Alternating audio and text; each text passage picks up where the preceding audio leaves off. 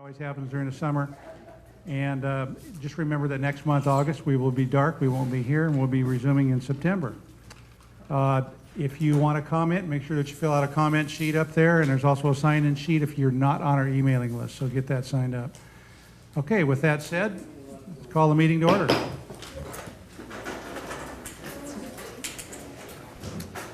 Okay, Pledge of Allegiance.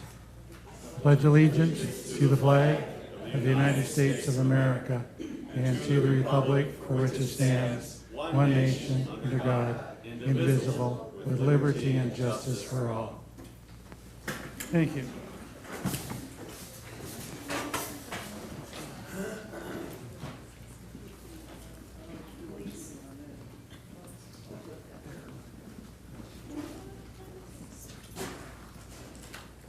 I'd like now to propose a moment of silence for the Dallas incident and the police officers who lost their life and the people are injured.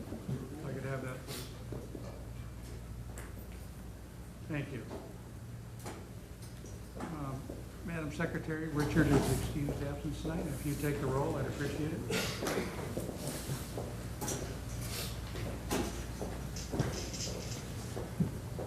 it. Sure. Pioneer Town, Michelle Myers. Yucca Mesa, Tom Ziegert. Here. Landers is excused. Joshua Tree, Mark Lundquist. Here. Flamingo Heights, Lib Koenig. Here. Desert Heights, Pat Flanagan. Here. Wonder Valley, Teresa Seitz. Here. Morongo Valley, Gail Swarrett. Here. Copper Mountain Mesa, Mary Helen Tuttle. Here. Thank you. Okay. Adoption of agenda. I move we accept the agenda as adopted, or adopt the agenda as And here's a second. Second. Any discussion? All those in favor? Aye. So moved. Approval of minutes of June 13th, 2016 meeting. I move we accept the minutes as presented. And here a second. Second. Any discussion? All those in favor? Aye. Call for public comment. At this time, anyone may comment on items not on the agenda that are of interest to the public and within the jurisdiction of the MAC. The MAC is prohibited by law from taking action on matters not on the agenda. Comment may be offered on items on the agenda when those items come up for discussion or action. A limit of 3 comments per item and 3 minutes per comment may be imposed. In all cases, if you wish to speak, please submit a registration card to the secretary and proceed to the podium and recognized by the chair. Speakers should address the MAC as a whole. Comments to individual delegates and or staff are not appropriate for this venue.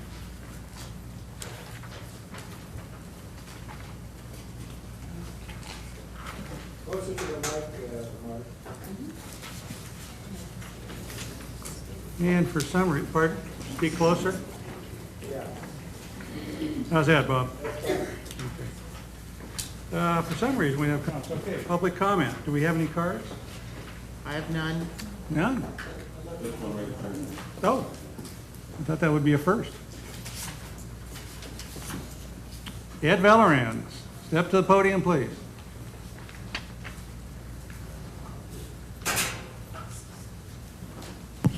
Sit on, Bob. Okay, my name's Ed Valorand. I own property in Copper Mountain Mesa, and there are some cards that were sent out. I also have property out in Wonder Valley, and on the roads in Wonder Valley, they went from $15 to $90 on the road maintenance, and with it, they bought a grader, and they hired a local person, Candor area, a family that's been out here since at least the 60s when I first came out here, that does the roads 4 or 5 days a week, not a month. And they're doing that on $90. Now, and that includes the price of the replacement grader that they had. I have comments on, the prices here. And first of all, in my mind, my own personal thing, option number 3 is dead in the water, pave and Lear, because it won't last at all, because it will save the Marine Corps maybe 14 miles coming from Barstow, and it'll get torn up like Lear gets torn up with the heavy vehicles. So I am not in favor of pave and Lear. Another thought that I think of that's a little bit out of the box is the area of Desert Heights is surrounded by the Marine Corps, 29 pounds to the east, 29 pounds to the south.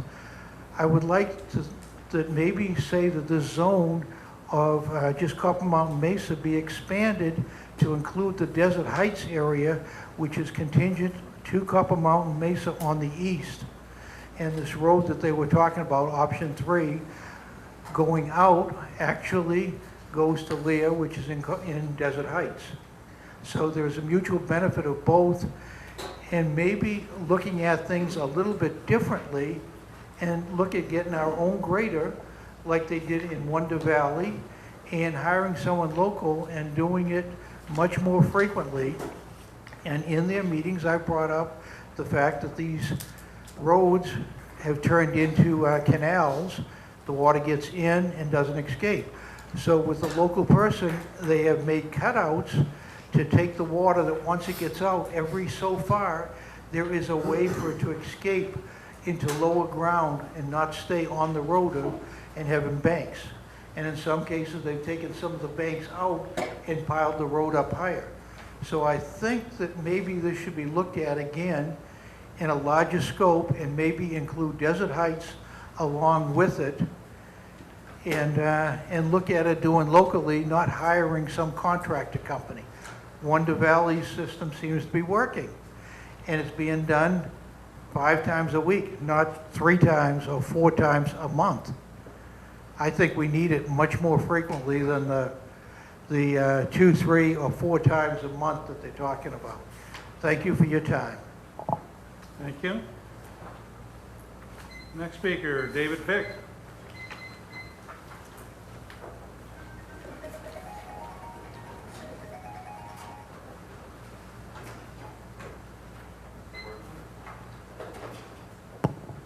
Now it's working, right? It's on. Okay. David Fick, Joshua Tree.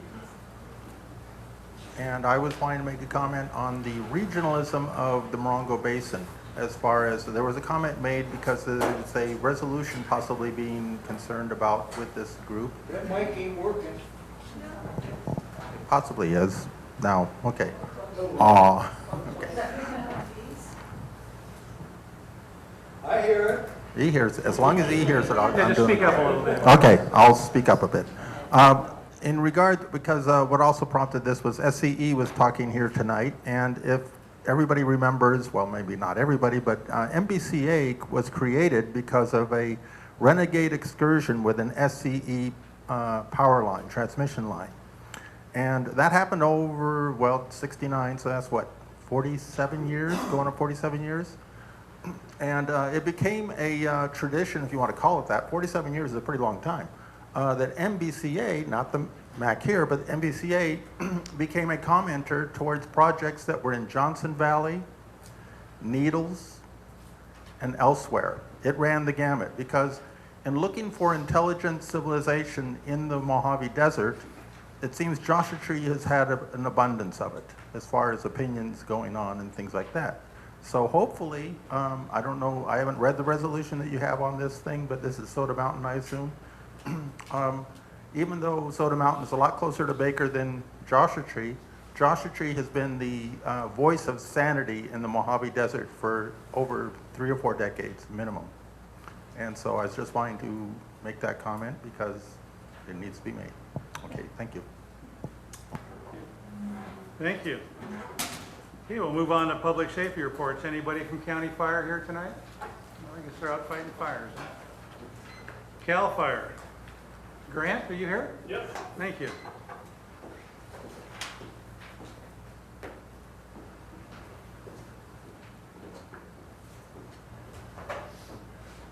Good evening, folks. Grant Malinowski, Battalion Chief, served here in the Morongo Basin. How about now? Serve as, I'm sure you can hear me though, serve as Battalion Chief here for the Morongo Basin for state lands for CAL FIRE. About an hour of info, some slideshows and everything, so I'll jump right into it. Totally kidding. 2 minutes. Also have the Yucca Valley crew, both engines are here tonight as well. Fire season's in full swing. Luckily, locally, we've been pretty good. Our goal is to attack all fires at 10 acres or less 95% of the time, which is a pretty big goal when you think about it. Statewide, we have hundreds. I tried to get the numbers for this week, but I mean, we'll literally have 300, 400 fire starts every single week. So it's an impressive feat to try to keep it that low. We've had starts down in the Morongo area. We've kept them to quarter acre, half acre, and that's because they're close, you know. The increased call load has been because of 5 years of drought.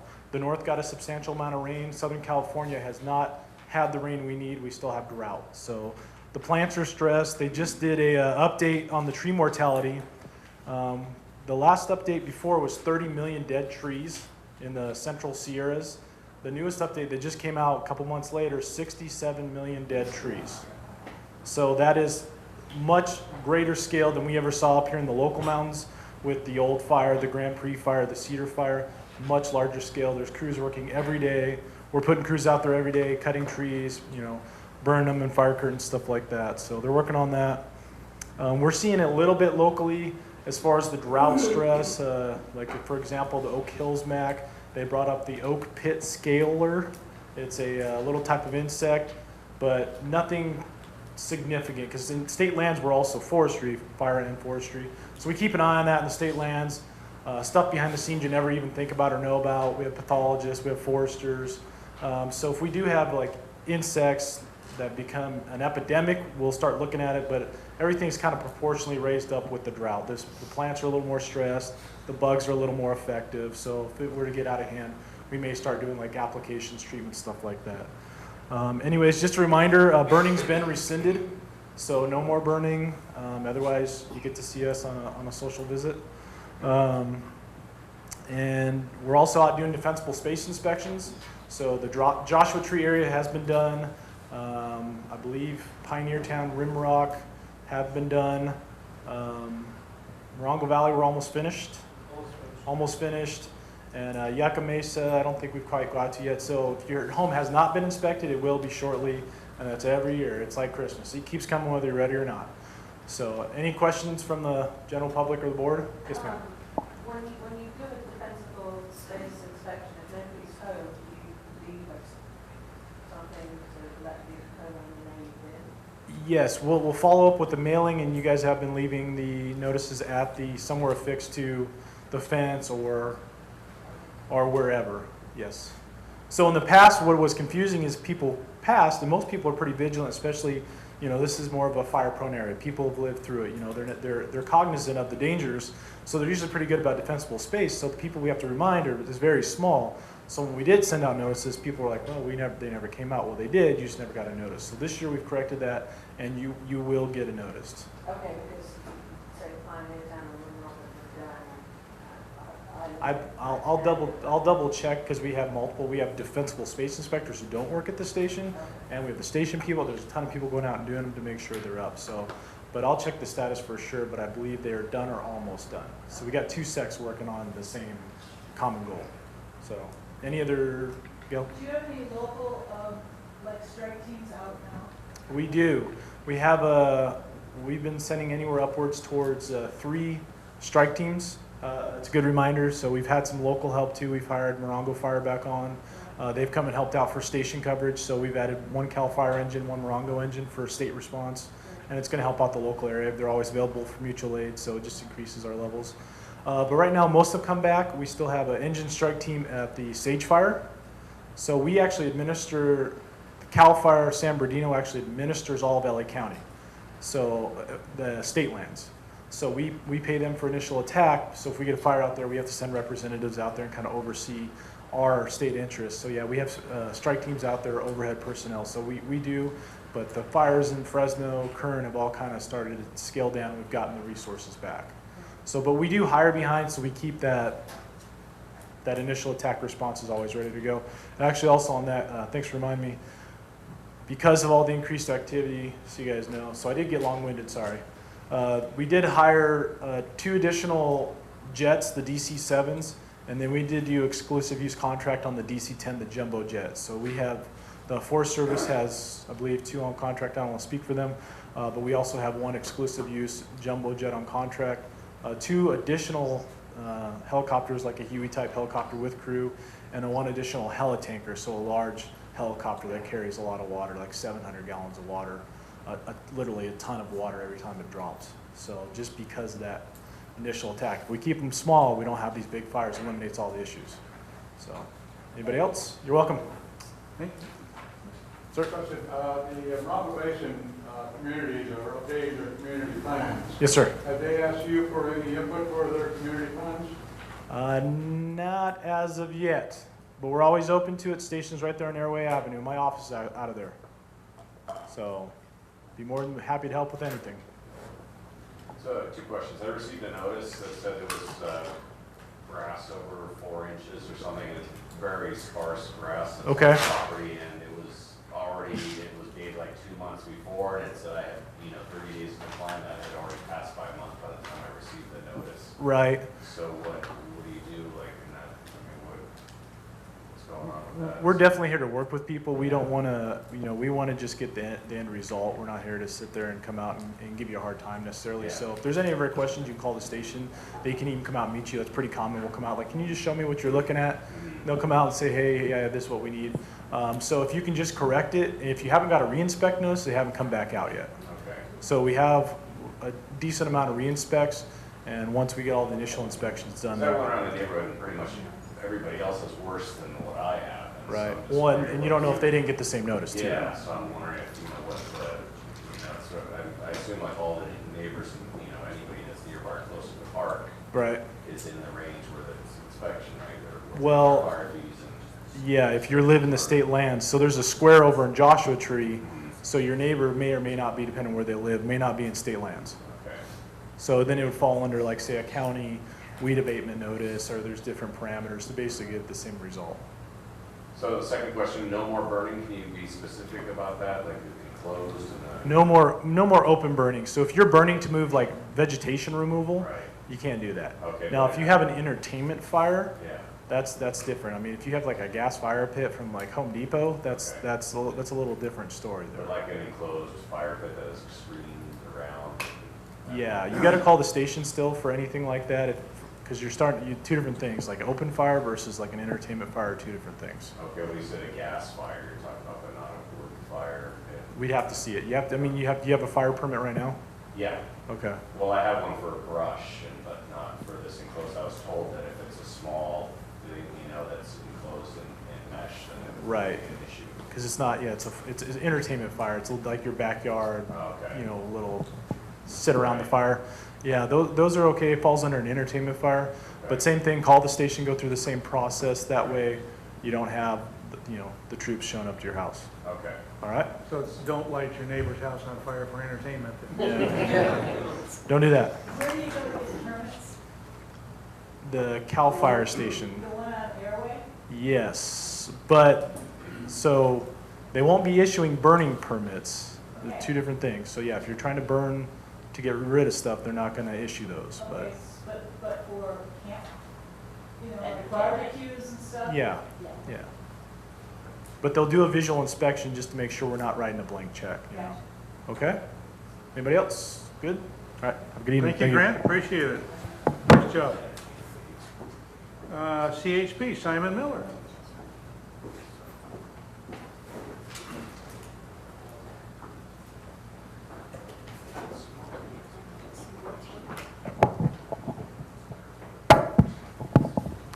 Hi.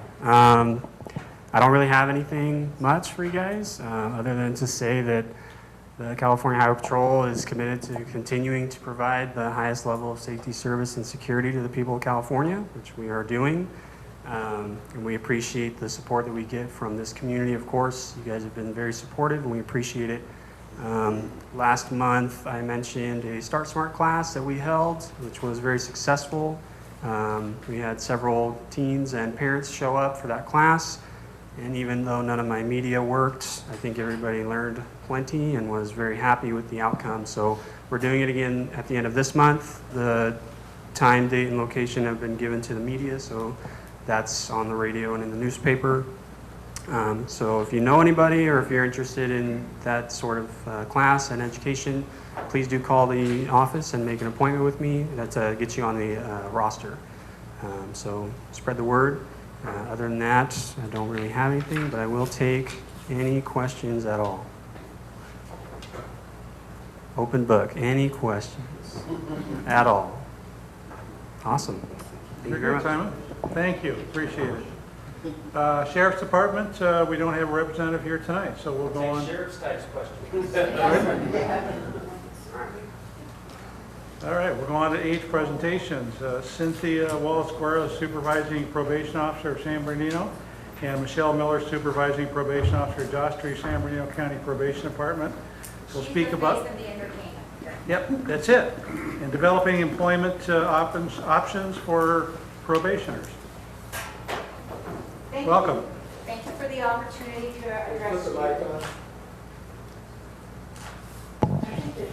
Thank you for the opportunity to address you. My name is Cindy Wallace. I've been with San Bernardino County Probation for nearly 30 years.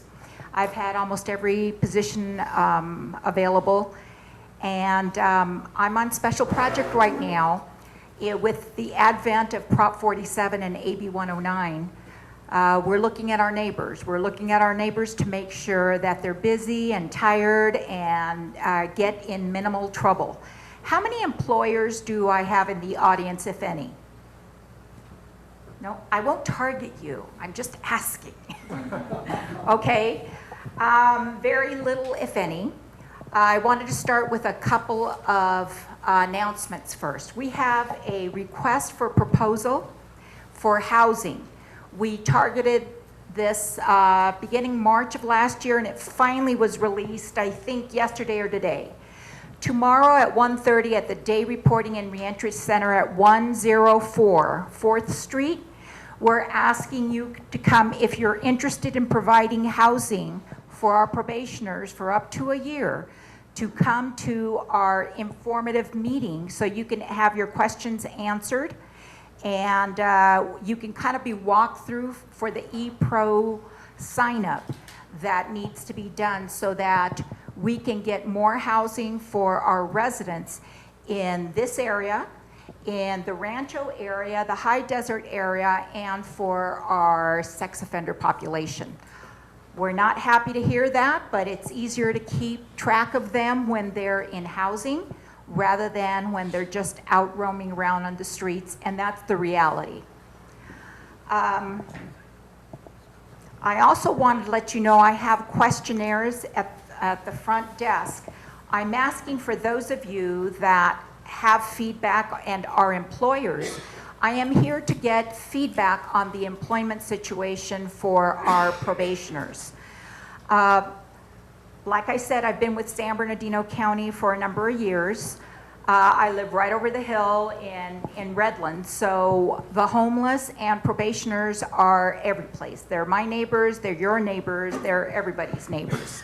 Whether we actually check the box for AB 109, I mean, that was the governor, or for Prop 47, we all own this problem.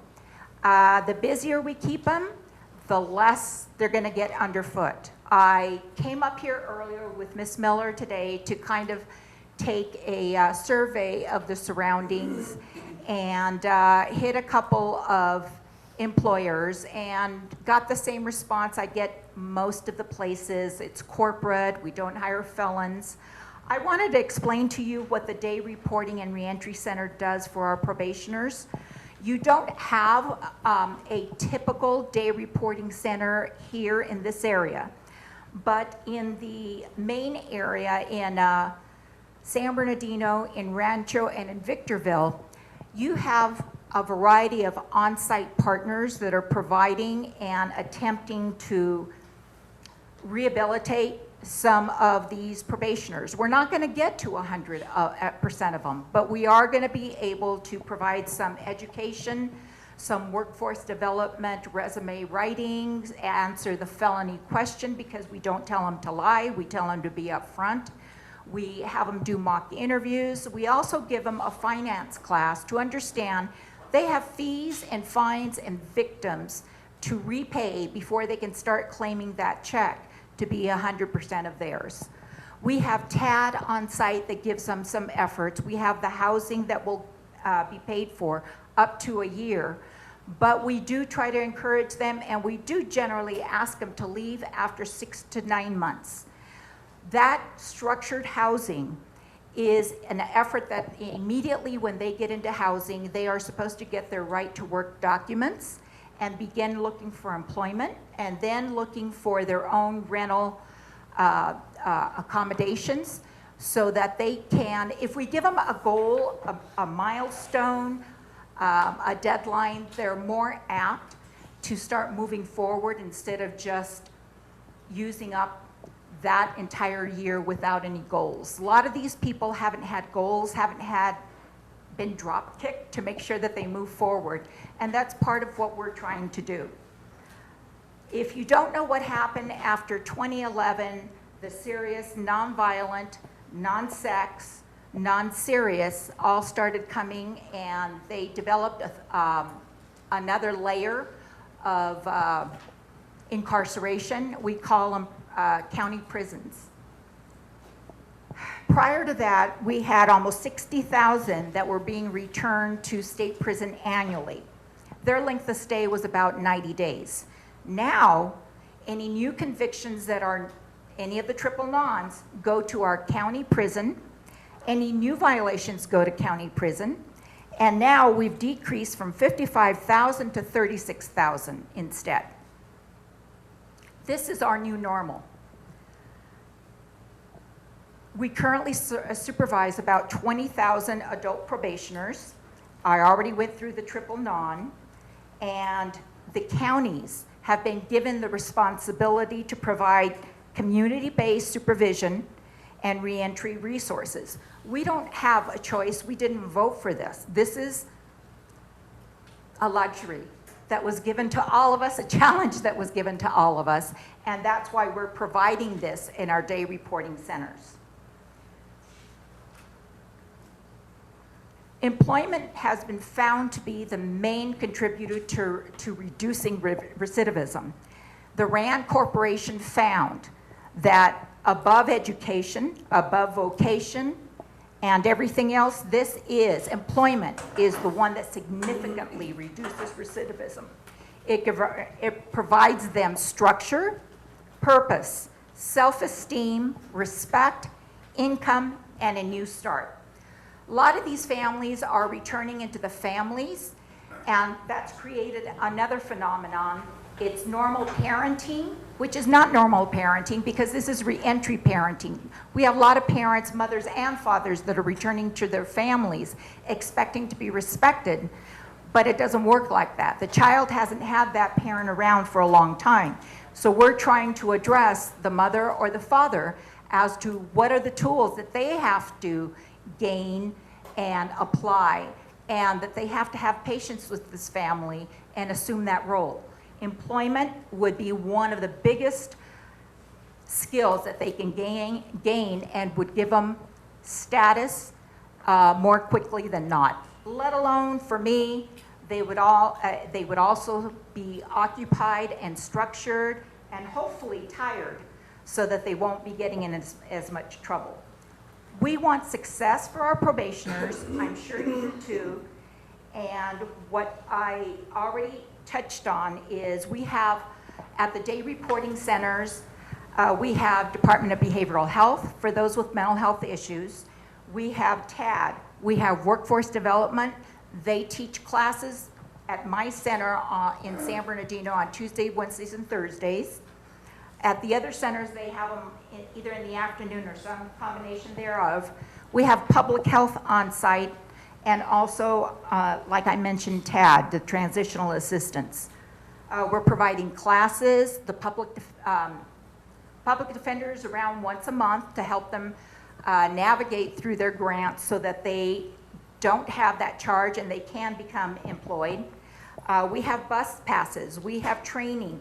We partner with Valley College, and we're looking at partnering with some of the other junior colleges for forklift training, for catering, for mechanical, machine mechanics, and construction, something that'll get them into the workforce sooner than not. We depend on our probation officers to do the referrals so that we can access these people's skills and then try to match them up as soon as possible. We need this partnership with any of you who are employers because the safety of the community is at stake, doing the right thing, helping your community. And by the way, for those of you that are there, the work opportunity tax credits offered by the federal government. I wanted to let you know briefly about some success stories. They seem like a success to me because day in and day out, just hear the negative, but Deborah B. had only had jobs with staffing agencies and needed forklift training. After we provided that for her, along with boots and whatever else they may need, not exorbitant. She's been now working at Burlington Coat Factory and is earning $14 an hour. Stacy T. had had sporadic work history, was embarrassed about answering the felony question. She obtained her food handler's card, forklift certification, and on November 23rd, 2015, she worked her way up to shift manager at a local fast food restaurant. And the one we're the most happiest about, and this is an unusual situation, but it's just to give you an idea of the demographics of who is actually coming through our doors. And I can't say this very well. It was Brendan B. He was a phlebotomist, had earlier been earning $80,000 a year, but because of his conviction, had a hard time even finding employment. Because he had done well on probation, his probation officer advocated, sent to the State Department, and he got his license back, and he's back earning about that amount of money. So it can happen. It happens to some people. They make stupid mistakes. Other ones just are a little bit more egregious. So I ask you, please put it out there that we need to improve the employment climate out there to connect them, and a small start is better than no start at all. Thank you very much. I have surveys, please, that if you can fill them out, please, give them to Mr. Lundquist, and he'll return them for you. I just want feedback. Positive, negative, feedback is all we're trying to do, is see what we need to do to change things if we can. And thank you for your time.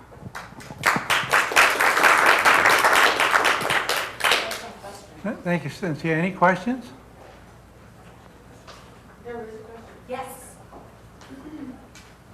You said, can you come and speak at the, Tom, could you get her a microphone? Oh, yeah. Or Teresa? Thank you.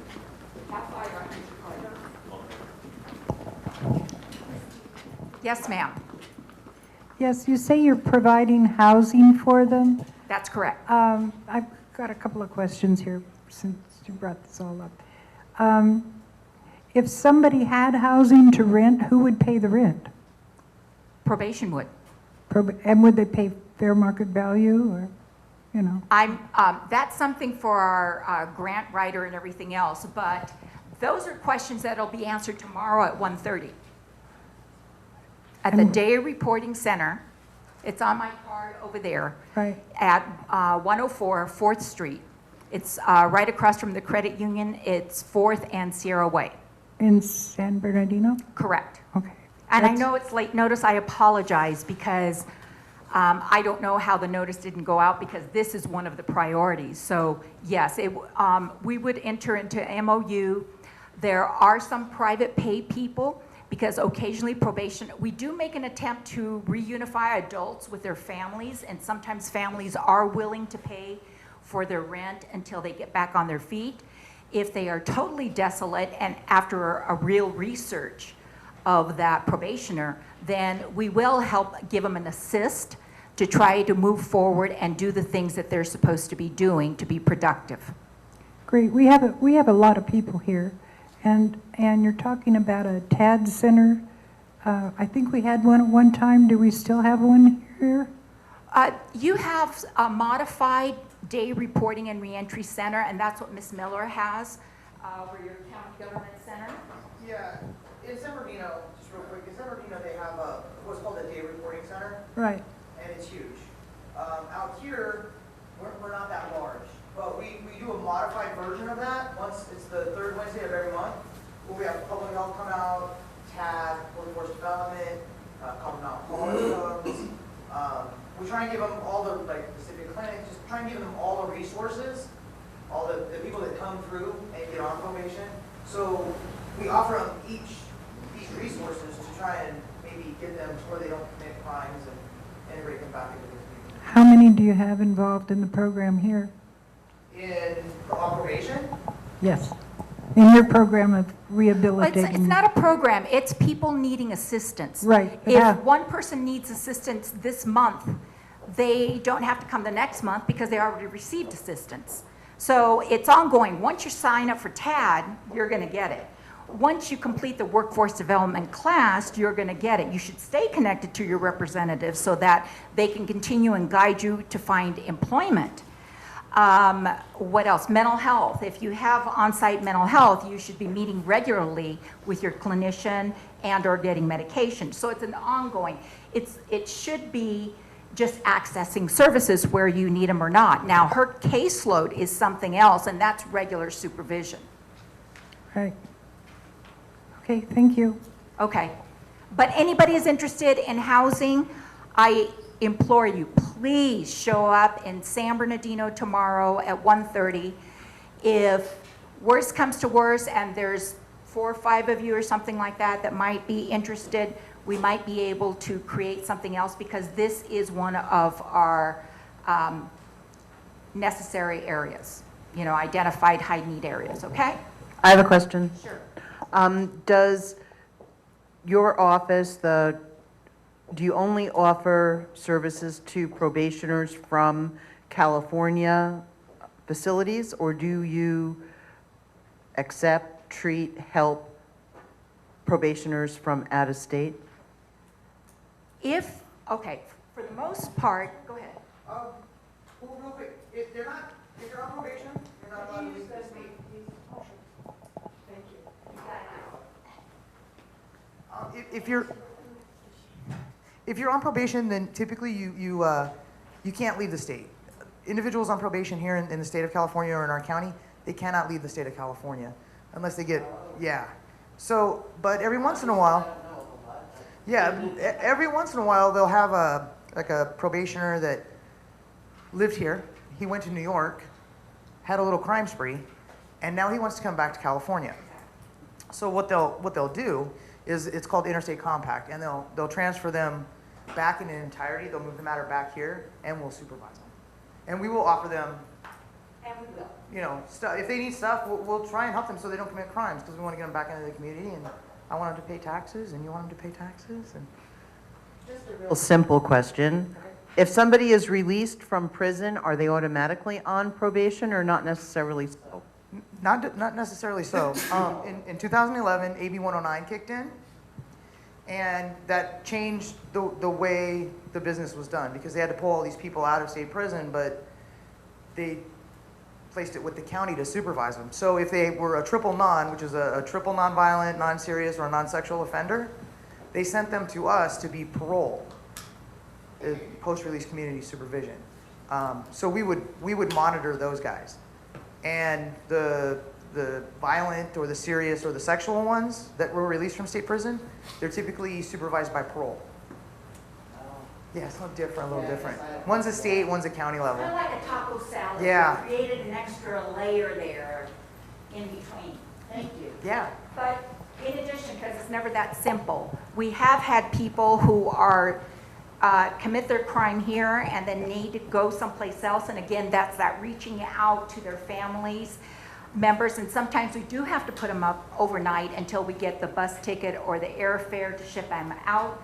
Sometimes we have to get something, well, with Interstate Compact, we need to get the okay of the receiving county, receiving state, just like anybody being shipped to us needs to get the okay from us before we accept them here. So, but yes, we'll provide services overnight, you know, if need be, but there's been other times that we haven't. Yes, sir. These parolees that might be for county or state, is it the services also for federal parolees? We're only county, sir. We're only county.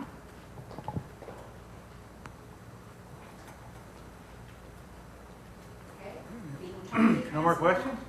Thank you, Cynthia. Thank you. Appreciate it. Thank you.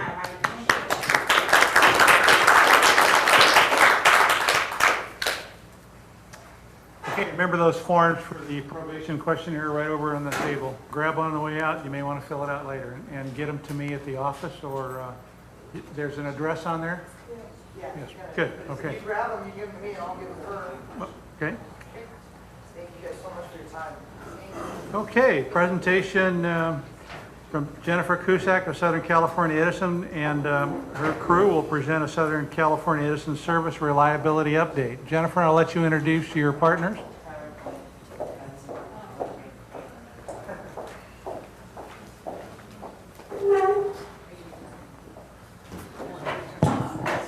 Good evening.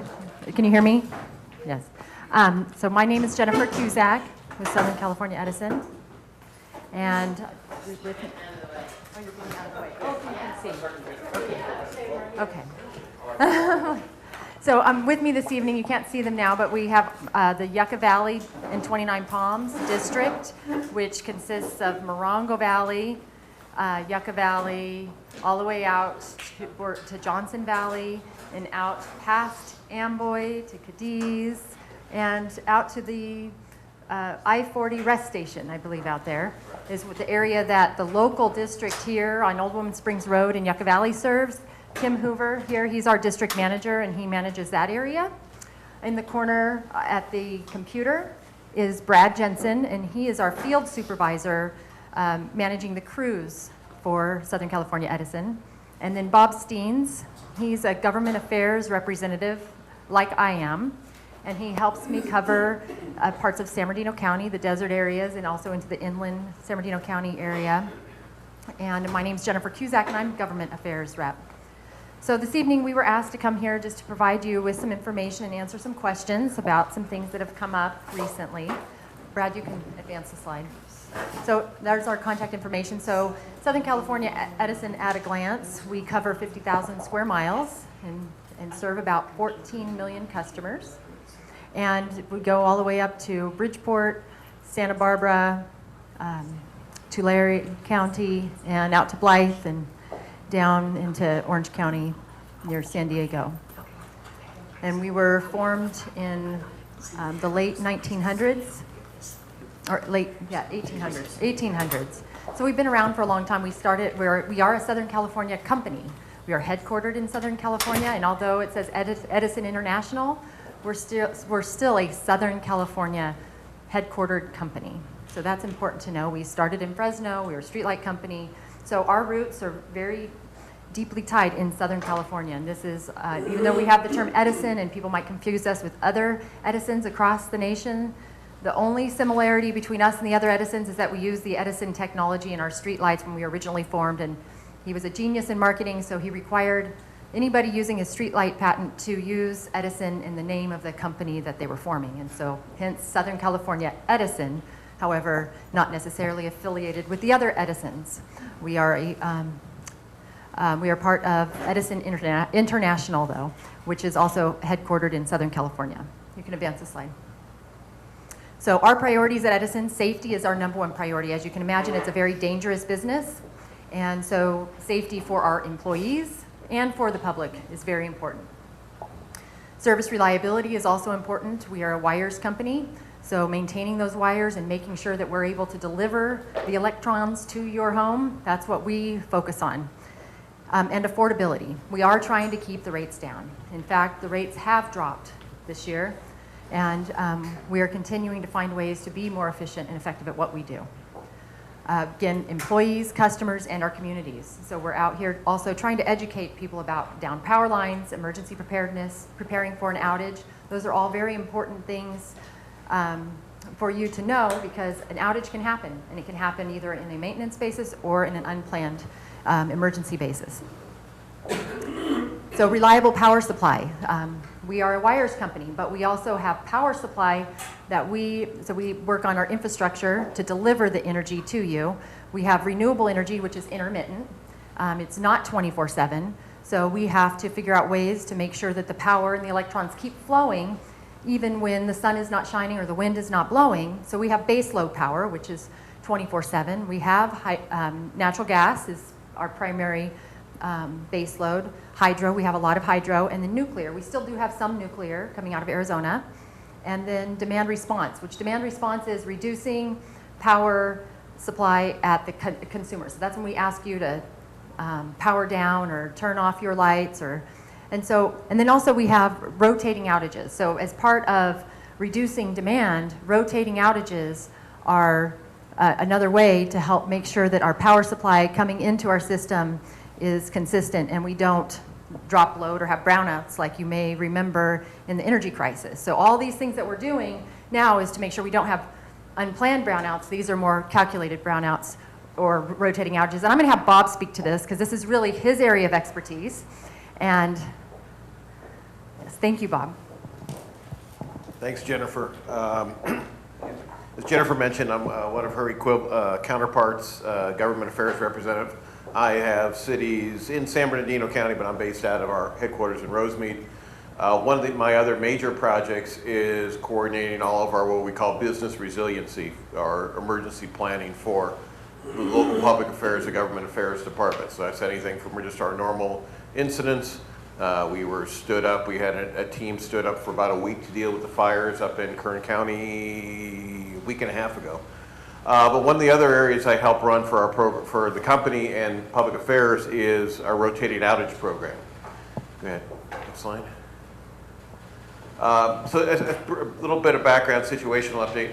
Many of you may remember in the early 2000s when we had the energy crisis in the state. We started some rotating outages, and I'll get into a little bit more of what rotating outages are and how we do it. This year, we're looking at the potential, and I want to stress potential for them. Again, primarily because I'm sure most of the people have heard down in Los Angeles, the Southern California gas companies, their Aliso Canyon facility, where they used to store natural gas, had some leaks. As a result of those leaks, they've had to shut down the gas storage facility. And as Jennifer mentioned earlier, most of our base power comes from natural gas. And the plants in the area draw down from that storage facility, the Aliso Canyon facility. So the California Independent System Operator, who's an quasi-government public agency, who's in charge of running the grid in California, they did a study with a couple of other agencies and the gas company and identified 14 days in which rotating outages could occur. Now I want to stress, when this first got reported, the media said 14 days of rotating outages. It's sort of, this is, when you get into grammar, it's 14 days in which rotating outages could occur. So it'd be for a couple hours a day, not 24 hours of a power outage. Next slide. So real quick, and I know Jennifer might talk about this again later, but the electrical system overview, generation comes from throughout the West, from Arizona, Nevada, other states of Washington, Oregon, even up to Canada and down in Mexico in the Western grid. It's transmitted by those 220 or 500 kV lines, which are up in this area. They get down to sub-transmission level, where you see the 66 or 115, and then eventually further down to where the step-down transformers or B-banks, and that's where we'll bring it down to power to bring to local residents or businesses. Next slide. Flex alerts. This is something that the California, again, I tried not to use acronyms, but it's hard. The CAISO, or California Independent System Operator, they will call those. We had a couple 2 weeks ago or so when it was hot, and that's just sort of an alert asking people to conserve power. Because again, the more people conserve, the less chance we have of having to do rotating outages. Go ahead, next slide. So this is what I was talking about with the rotating outages. Again, the California Independent System Operator, the group that manages the grid, they have this system. This is different from what it was, again, 15 years ago when we had rotating outages. And this is their way of managing the grid. So it's a stage 1 emergency. And when we say operating reserves, that's the difference between how much power is needed and how much power is available. So it's just the supply of power versus the demand for power. And when it gets below 7%, that's when they call for a stage 1 emergency. And that's just, again, more emphasis to conserve. There's various programs that we kick in, and actually we kick in some before that. Jennifer mentioned earlier some of our demand response programs and stuff like the ag pump shutdown and that type of stuff. A stage 2 emergency is, okay, it's getting pretty serious. And that's when the ISO will start doing some more shutting off customers. And then when we get to a stage 3 emergency, that's when we would start rotating outages. And the problem is, well, I'll get to the next slide. I'll explain why we do that. And then this is sort of the, I hate to call it normal, but the normal situation. And the way it would typically work is the day before the California Independent System Operator, they do their forecast, see, depending on the weather all over the state and what day of the week it is and what's going on, what the demand will be. They look at what the supply is going to be. And if they start seeing there's a problem with natural gas, that we might not be able to have some of the power plants run, they will tell us probably early in the morning, and that's when we'll start communicating the potential for rotating outages, and the state will as well. And sort of this caveat on the bottom is, this is the normal plan. There's always a chance that we could go straight to a stage 3, and that would be in the event of you could have an earthquake that knocks out transmission lines, fire in the Cajon Pass, knock out some of the transmission lines. So we could actually go to a stage 3 emergency without going through the warnings in stage 1 and stage 2. Next. So as I mentioned, the cause for rotating outages, it's really the supply is the demand is greater than the supply, or within that margin of that 3%. Next slide. So the rotating outage, the important thing is here, it's a temporary controlled outage that'll last about 1 hour. 1 hour for each group. And we manage those, and again, this helps protect the system, the overall integrity of the grid. And it's important that we do this way, because if you don't do this, if you don't start shutting down parts of the grid, that's where you start losing control of the grid, and you run into situations like happened in San Diego, I don't know, was that 4 or 5 years ago, and up in the Northeast several years as well ago. Next slide. And again, just examples, San Diego, 2011, and that's just because they couldn't manage the grid quick enough and start shedding the load. Next slide. So rotating outages, again, the ISO, California Independent System Operator, they order us to do them. So our normal procedure is we'll start interrupting circuits, and we have what are called groups. And I think there's like 88 groups. Our service territory is divided into 88 groups, and each one of those groups has anywhere from, I think, 20 to 30 different circuits in it. And they're spread out throughout the service territory. So it's from that map Jennifer showed, from the far north end of the service territory could be impacted with a rotating outage, all the way down to southern Orange County, out to Blythe. And the reason you do that is so you spread it around. You don't want to just knock off one, San Bernardino County at once. You want to knock off just pieces of it. We do have, and I'll get into this in a second, some customers, what we call essential use customers. And these are things like hospitals and police stations that you really don't want to lose power on. But anybody who's on that circuit would also be exempt. Again, the extent of the outage depends on what we're ordered to do by the California Independent System Operator. The outages, each outage should last about an hour. Could be a little more, could be a little longer. We gotta, before we bring up the last group, we gotta start shutting down the group before. So, but again, they should last for about an hour. And as I mentioned earlier, under extraordinary circumstances, we could just have to do this very quickly without going through the stage 1, 2, and 3 and all the warnings. Next slide. Again, this is the list of central customers. This is developed by the California Public Utilities Commission. And we encourage government agencies or organizations that think they meet one of these categories. I think I have a phone number in here towards the end. If not, I have it in a handout of where to call to make sure you're on it. There's one caveat for this, though, is if you're a police station, fire station that are exempt, but you have generation to power your facility for 1 hour, you're not exempt. Next slide. So what we do for as far as Southern California Edison, when we do a system when we go to rotating outages, we'll give as much notice as we can, depending on what we get from the Public Utilities Commission. We will provide notice to the cities and counties several ways. We contact them by phone, mail, by email, believe it or not, fax. I guess some people still have fax machines, so I do. there we go. Okay, so we notify some by fax. We also, within public affairs, notify our city and county officials by email and text messages. Next. We have partnered with a lot of the local media, major media markets. They'll work with us to help get the word out. If you large commercial customers also will receive a notice.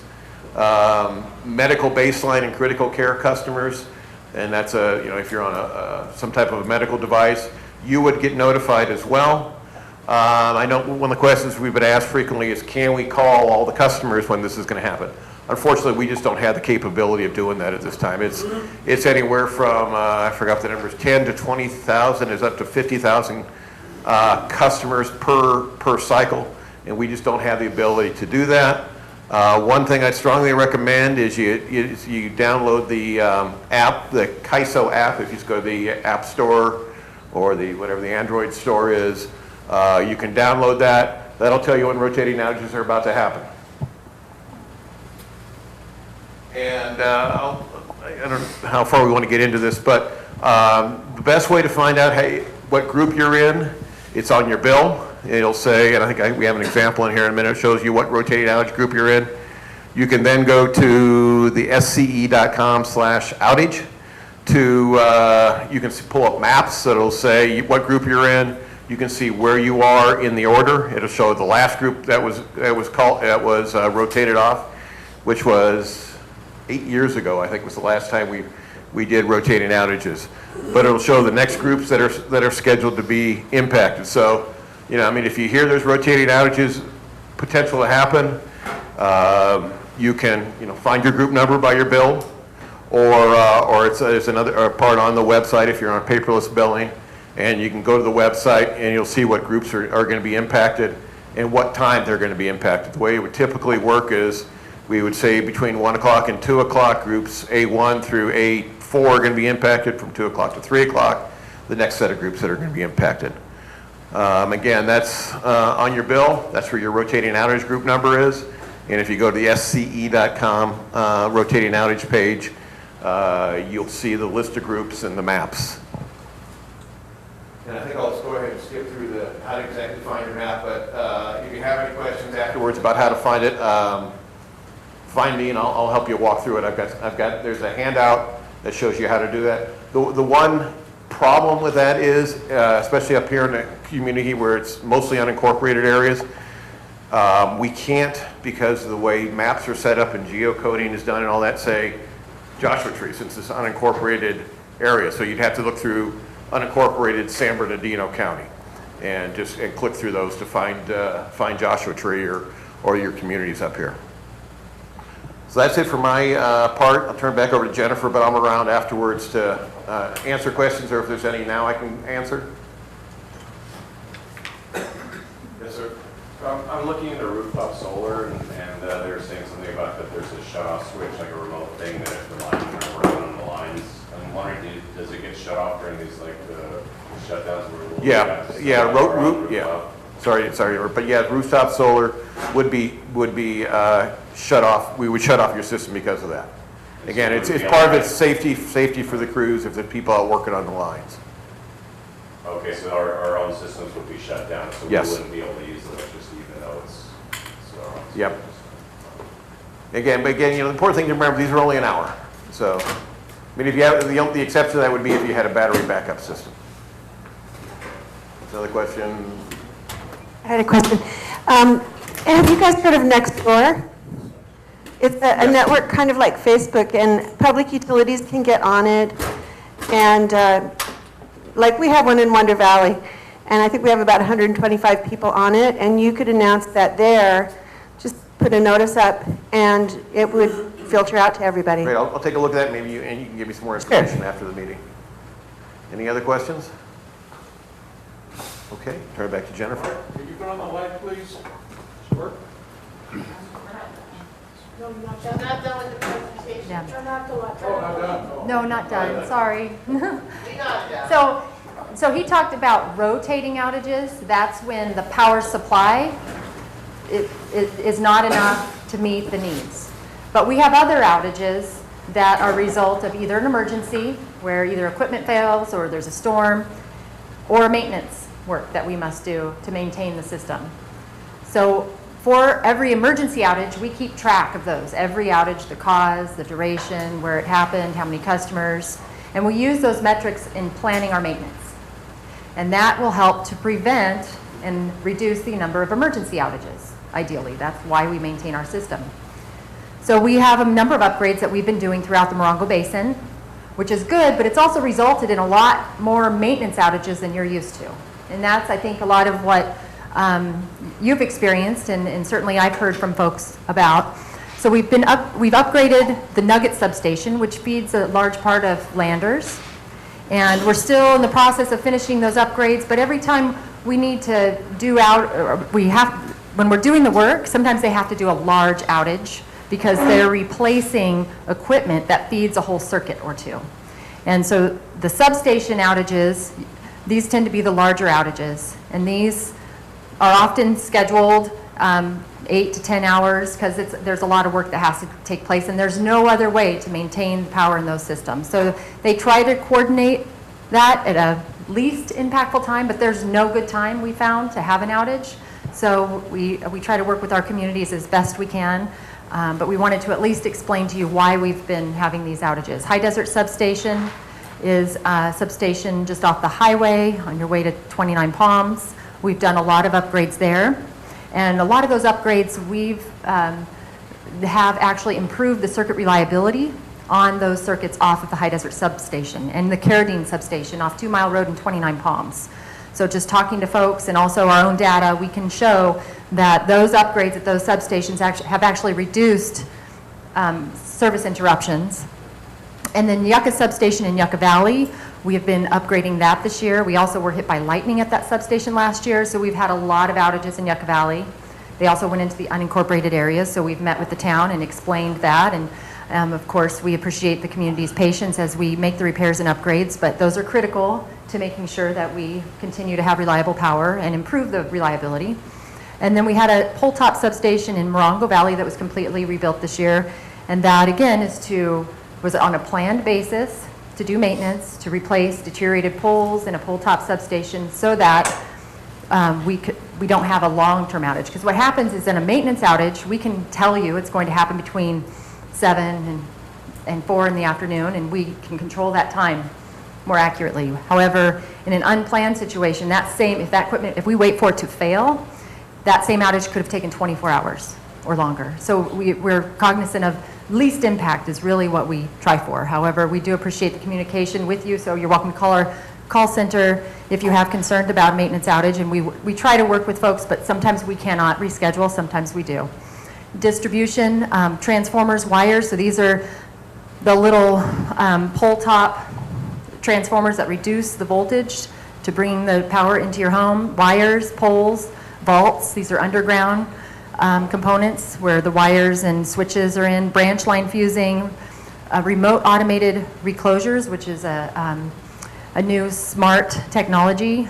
These are all things that we're doing on the distribution system that require outages. So on top of substation work, we also have distribution work, which is the wires, and then we're also upgrading the grid to a smart grid. And this is because we have a lot more integration of renewable energy, and renewable energy is not 24/7. It can come and go. So our grid has to function differently than it ever has had to function in the past. So we need a lot more smart technology, a lot more remote monitoring, remote automation, and that's what we're also adding. Remote fault indicators, so we can tell, not only does it help us to fix problems faster, but we can also, so it just helps us to fix things faster and get people out and then plan better. So grid, Bob covered this. Here's transformers. These are all transformers. Transformer on the pole top, a below ground transformer, and then a pad mount transformer. They all do the same thing. In the Morongo Basin, we have 33 circuits that serve the Morongo Basin with about 31,420 meters. And that's a map of the Morongo Basin area. Here we have, those are the color-coded circuits. Because it's a rural area, a lot of those circuits, can you go back to that last one? You can see that some of the color coding of the circuits, like out in Wonder Valley, most of Wonder Valley is on one circuit. And so it's because there's fewer people on that circuit. It's rural, so circuits tend to be longer and more spread out in the rural communities. And then as you get into more populated areas, the circuits are smaller because it's the use. It's how much load you can put on each circuit. So here's some of the reliability metrics we track. We track every outage, and these are standard industry measurements. We measure momentary outages, anything less than 5 minutes, the frequency of those. So how many times does power go out for less than 5 minutes? We count the number of times for the average customer. And then sustained outages, and we do this by circuit. And then sustained outages, anything over 5 minutes, we measure both the frequency and the duration. The average number of times a customer experiences an interruption each year, and the cumulative amount of time the average customer is interrupted each year. So here's the metrics just for the Morongo Basin as a whole. And again, this isn't necessarily and these are outages that are emergent. These are the emergency outages. This is not maintenance outages. This is nothing planned. So the red is the Edison system-wide, our whole 50,000 square miles and how our system performs. And the blue is the Morongo Basin. So in 2015, the average minutes of a sustained interruption each customer experienced was 107 minutes. And the frequency, that was 1.1 times the average customer. Now, that doesn't mean you didn't experience 2 outages and then somebody on a different circuit experienced 0, but it's the average of all customers. And then momentary outages, those are the outages that are less than 5 minutes, and that's 1.2 outages a year for the average customer. And I share all this with you because we use a lot of data to plan our maintenance, and we can then go to the next slide, looked at cause. So then we look at cause. 50% of the time it's equipment failure. There's 11% of the time it's third party. And weather, of course, is a big factor. And then other, we drive out, we don't know the cause. And this is the sustained duration. So of the total amount of time that an average customer is interrupted, this is the breakdown. Next slide. And then the frequency. So of the total number of times, again, pretty similar. Equipment failure is 45%, weather, other, operation. So if we have a component that's out there that's hot, that a troubleman rolls up on, maybe because somebody's lights are flickering, and they have to take an outage because the equipment's about ready to fail, it hasn't failed yet, they'll consider that an operational outage. Third party, of course, car hit poles. We're pretty familiar with that out here. Vegetation animal, it's 0.2%. So we track all this data. We break it down by circuit, and then the local district and the region and the engineers, they take this data and see what improvements can we make on each circuit to fix this, if at all. Some of it, weather, maybe, or we may not be able to fix it. Maybe we just happen to have a bad storm that year. And you can see sometimes the play in the numbers when we have a big monsoon roll through. We may have a larger percentage of weather. The next slide. So we use the outage data, select the worst circuits. We have a ranking process. There's a lot of criteria that goes into that. And then identify improvements. And then it begins the process to plan the work, develop the work orders, order the parts, schedule the crews, notify the customers, and then go to construction. And this is a snapshot of some capital improvements that we have planned for 2016. It's just a snapshot in time in January when they pulled this data. So each one of those dots represent a pole. There's some X's that represent a underground vault and some reconductoring or changing the wire out.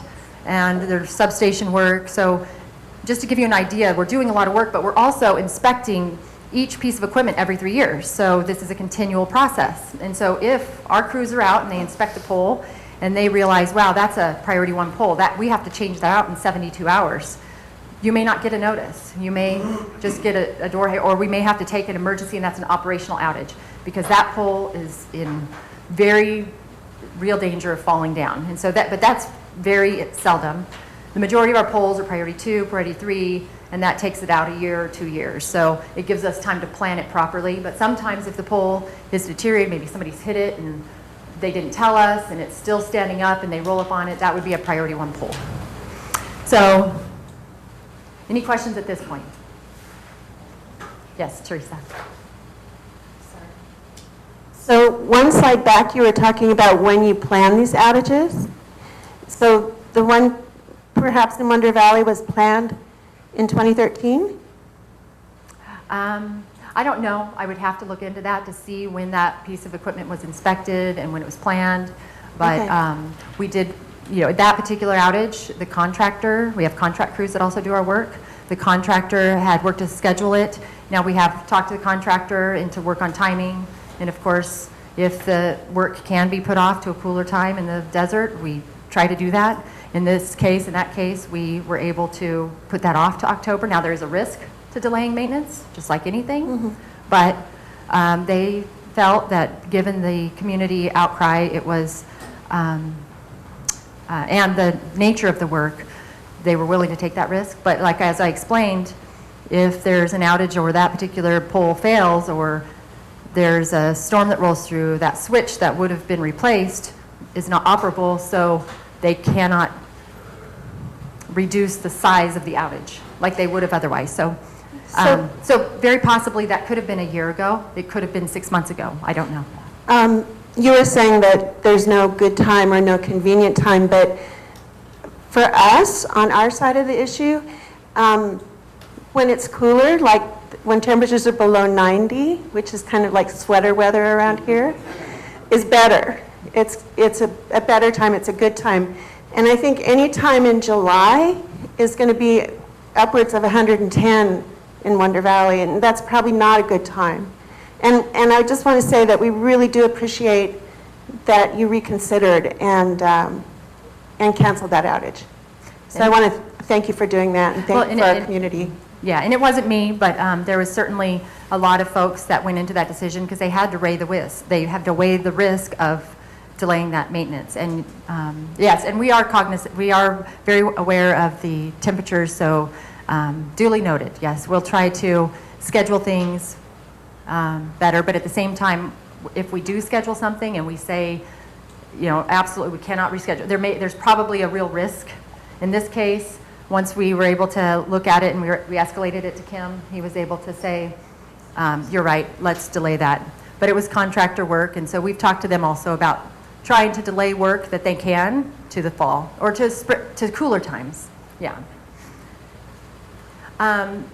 Edison infrastructure replacement. So again, we have underground replacement, above ground replacement. Underground actually has a shorter lifespan than above ground equipment. So we replace underground equipment. It's also more expensive, and if there is an outage, it takes longer. Just folks ask me, well, why isn't everything underground? Maybe you would have less outages. Well, that's not necessarily the case. We're actually above ground utility, and so we spend a lot of time and money just maintaining the system. Next slide. So we've been adding new circuits and doing substation upgrades. We talked about a lot of these. Next slide. This is the Nugget substation. This is out in Landers. You'll see here it's all steel racks and towers. That was all wood before. It was old. It was built in the 40s. So this is a real positive improvement. However, there were outages. There were a number of large outages that were scheduled to do this work, but they have tried to reduce the need for that, switching things around. Once they get it to a certain point, sometimes they can switch the load around to a circuit and do the work without de-energizing everybody, but other times they have to. So it really comes down to safety. And we had a case in the unincorporated area where there was an outage planned on that particular substation, and a whole one of those circuits was not notified. So we had to do a service guarantee. So we do have a process for if you're not notified and you're part of a planned maintenance outage, you can call customer service and go through the process of a service guarantee. There's a number of reasons why you may be eligible for a service guarantee. In this particular case, it was number 3, notification of maintenance outage is 3 days prior to an event. And anyhow, in that particular case, we were able to see, yes, we did not mail them. Somebody did not notify that particular circuit. It doesn't happen on a frequent basis, but in that case, with the number of phone calls we started receiving, we saw that there was a problem, and the local radio station was able to cover it and inform folks. And then also, we were, even if people didn't call in, we still just issued that service guarantee to them, and I believe it was on their July bill. So this is Mescalero pole top sub in Morongo Valley. It was in, let's see, and then the smart grid. So this is where we're introducing new technology, remote automated switches. So here's a switch out in the field where used to a patrolman or a troubleman would have to go out and manually open and operate the switches. Now those switches will remote operate from a central, our central operating center. And then we have, if I go on to the next slide, maybe I can show you. Oh, so that's a remote automated reclosure, an RAR. So that remotely will open and close. And what that does is it helps to reroute power and reduce the size of an outage. So if there's a fault, maybe lightning struck something and you have damaged pole, we can, or wire, we can switch some people on, and then just isolate the area where the repair needs to be made, and do so remotely.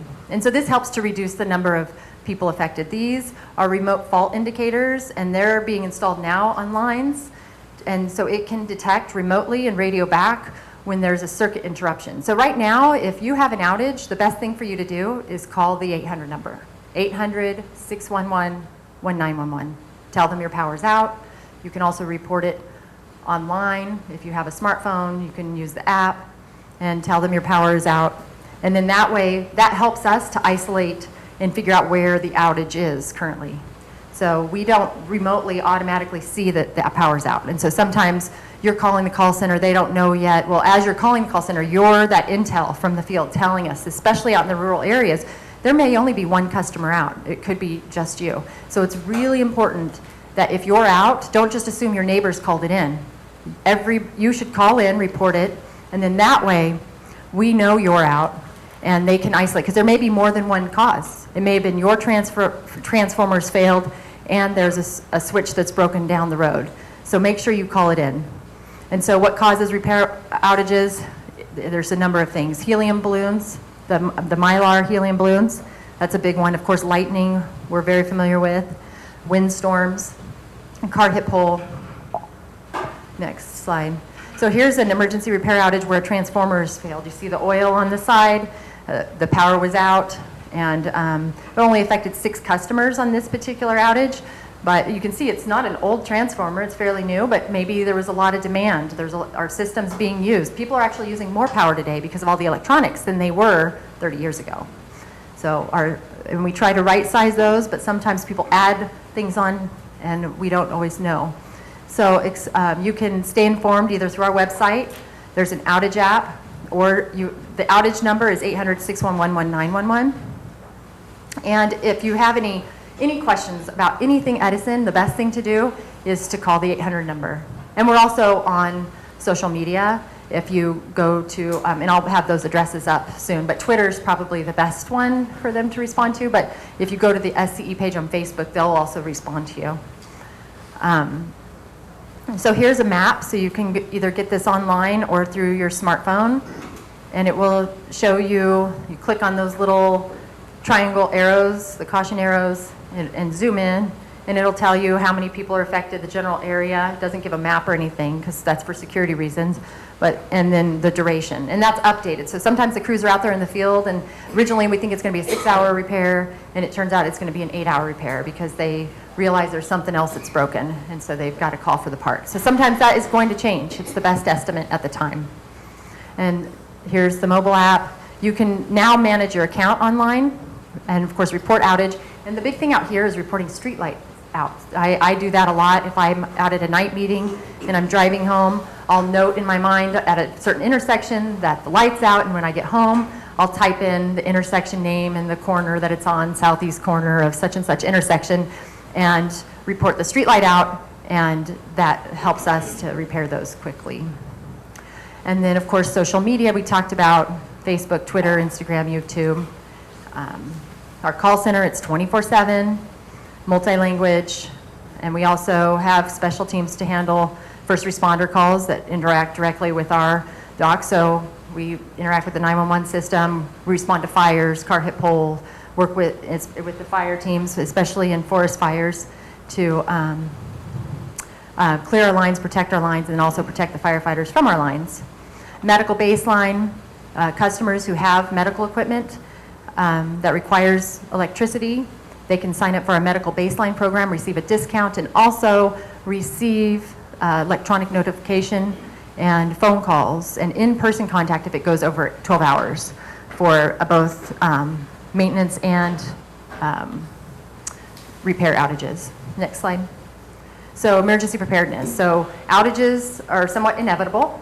We can plan for them and give you a definite period of time, and you'll know what to prepare for. And then there's times that it's going to happen, and we can't predict. Either storms, fires, earthquakes, or just equipment failure. So we work with our local governments, both with our first responders.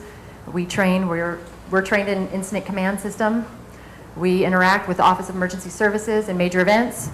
And then we also educate our community on how to be prepared. Next slide. We have restoration priorities in major events. If we have so much that we can't repair it all in one day, we're going to start repairing the stuff that's police, fire, hospitals as higher priority in a major event, and try to bring up the more people the fastest. So that's the goal. And of course, we also work with our local government to identify other key facilities, maybe shelters, things of that sort. We work with the American Red Cross, and they help to shelter folks in major events. Next slide. And then I talked about affordability. So we have safety is our number one priority, reliability, and affordability. So we have been working to reduce our operating costs and make sure that we're putting the money and investing it back into the system so that we maintain our reliability and affordability, trying to keep those rates down. We did have a drop in our rates, and we should be feeling the majority of that drop in the desert communities, because what we had before was a rate system that was steeply tiered, the tier 1 being locked by legislation since the energy crisis, and all increases over the past decade were occurring, or longer than a decade and a half, were occurring on the upper tiers. So we were becoming more and more disproportionately burdened in the deserts and inland communities where we require AC.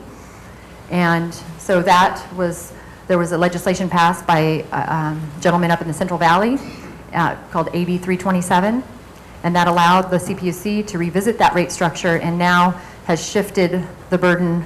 And so instead of being a real steep tier, we flatten the tiers, and eventually we'll go to a 2-tier system. And that is more fair and equitable to our customers. So we also have ways you can manage your bill, check your budget online. These are great tools if you have the ability to access things online. If not, our 800 number is 24/7. I just encourage you to call them. And if you don't get what you want, and if the person that you're talking to doesn't know how to answer your question, ask for a supervisor. They have supervisors on staff 24/7 also. My account, I've used this. I set up a budget on a monthly basis. I know in the summertime it's higher, and then of course in the wintertime it starts to go down. And it will text me when I start to go over my budget early enough in the month so that I can adjust my energy use. And you can do the same thing. So if you want to set a budget of $60 a month or $100 a month, you set that budget, and if you, on day 5 of the month, start exceeding that, maybe you forgot to turn something off, or you left something plugged in, or your refrigerator keeps running, you can say, why am I trending so high? And then investigate and turn that thing off, and I use that often, and it helps me save money. And then we also have programs for customers still. There's a number of incentives and rebates to change out your appliances, your add evaporative cooler, air conditioning. You have to read the details and make sure you select the correct replacement, because we test these replacements, we make sure they are qualifying, we make sure that they actually use less energy, because just because you go and buy one that says Energy Star doesn't mean that it's going to use less energy. So we have a list of ones that are actually rated better than what you likely have. And then solar, talk a lot about solar out here. So solar is very important. We have rooftop solar, which our program is still open for net energy metering in our current rate structure, and then after likely 2017, that goes to the net energy metering rate, the next one. But we still encourage customers to explore that option. If you do, we have some solar packets. I brought them here. You do an energy efficiency survey. Make sure you make your energy upgrades first, your efficiency upgrades first. Find a contractor, get 3 bids. We have a bid comparison. Go back, please. And then, yeah, bid comparison worksheet. So get 3 bids and do the comparison and have the system installed, and then we have the net metering. And of course, you can call our 800 number if you have any questions on that. Next slide. And then solar project resources. So that we have rooftop solar projects, and then there's the larger scale solar projects like the Cascade Solar Project. And we are obligated to interconnect large solar scale projects just like any other customer. We are a wires company. We are not a power company. The energy we buy is a pass-through to you. We do not mark up the energy cost. We only maintain the wires. So we are obligated to serve if they meet all the criteria. There is a local permitting process. There's a CEQA process. Those are what these projects go through. There's a California Independent System Operator. They have a grid interconnection index. I have a copy of a May document. It's a long list of large interconnectors and the process that they're in with the CALISO. There's the California Energy Commission, and they measure the California renewable energy goals. We have federal and state mandates. And then, of course, we have the Desert Renewable Energy Conservation Plan, the DRECP. These are all very helpful websites. If you haven't been to these and if you're interested in large-scale solar, I recommend that you add these as favorites, study these. But again, California Edison, they're like any other customer. If they want to interconnect, whether it's a PPA with us or somebody else, we're the grid operator, and we have to connect them if they meet all the criteria and pay for their upgrades just like any other customer. Next slide. Community giving. So we also do a large number of grants, and in our communities here, we've supported the CERT teams, we've supported the youth programs, environmental programs, Morongo Basin, or the Mojave Desert Land Trust, the Joshua Tree National Park Association and their environmental education programs, public safety and preparedness, and then a lot of civic engagement. So we want to be a community partner. A lot of the folks in here tonight live in this area. We grew up in this area. So although we may seem like a large company, we're actually very hometown compared to a lot of other probably companies you interact with on a daily basis. Southern California Edison is a founding partner of the American Red Cross Prepare SoCal. So we've given them millions of dollars to help educate Southern California on how to prepare for not just energy outages or electrical outages, but also major events, earthquakes. So get a kit, make a plan, and be informed. That's the best thing you can do, because whether it's a maintenance outage or an unplanned outage, if you have a plan, you'll be prepared for both. Next slide. And then contacting us. Again, please call us. I know it's real popular. I'm on Facebook. I'm on a lot of the community groups. I can see what you're posting, but I'm not going to be responding to those posts because it's not a good forum for interacting information. Stuff gets distorted. So it's best to call us directly, ask the question, get the information. Feel free to post what you find out. That's not a problem. But however, it's best to get the information from the source. But sometimes we'll find out about an outage on Facebook. I'll see it on Facebook before I even know it's out. Because somebody is saying, hey, my power's out, is your power out? And then you start seeing, and it's like, oh yeah, okay, that power's out. And then we get the trouble ticket coming through because people start calling in. So anyhow, good stuff. Next slide. So any questions? I guess that's...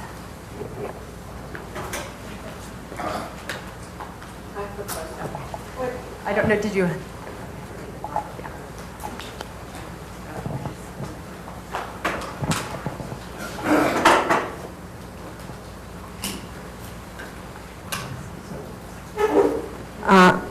Do you have a maintenance program for the residential smart meters?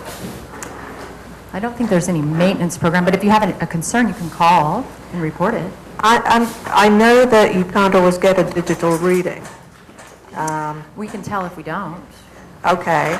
I had a temporary power pole when I built a house.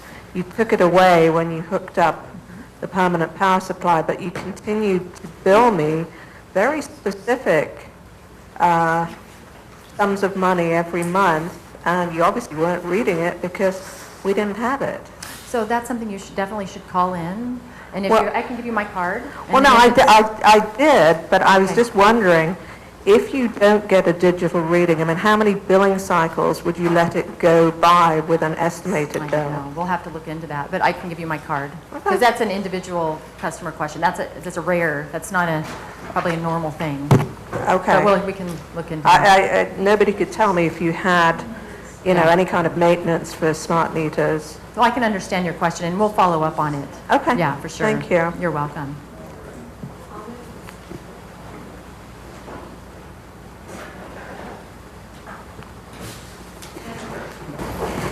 I'm sure we all appreciate. Is the mic on? It's on. It's on. Okay. I certainly appreciate it's really complex. No closer. It's raining. It's raining. Hello, hello, hello. There you go. Can you hear Talk me? louder. Okay. Third time.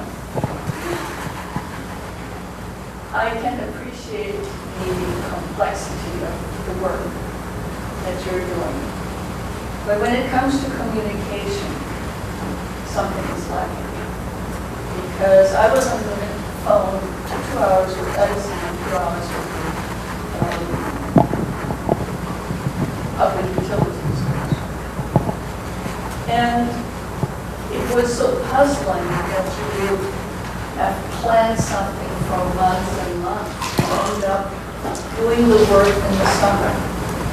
So I hope that the next time you plan something so thoroughly that the actual work will be done in this way. It was sometimes really kind of top-down talk, and I described the particular community that we live in Wonder Valley, the elderly people who do not have all the technology to look things up, who are handicapped, who don't have a car to go to a cooling center, etc. So it also, I think, it was overlooked that we have the highest temperature of all the community in the high desert. We are about 6 degrees higher in the summer. And so there was a lack of understanding, and I tried to put those arguments out, and I always got that, well, we planned it for so long, we must do it. And then 2 days before, we didn't have to do it. So we don't feel we have honest communication.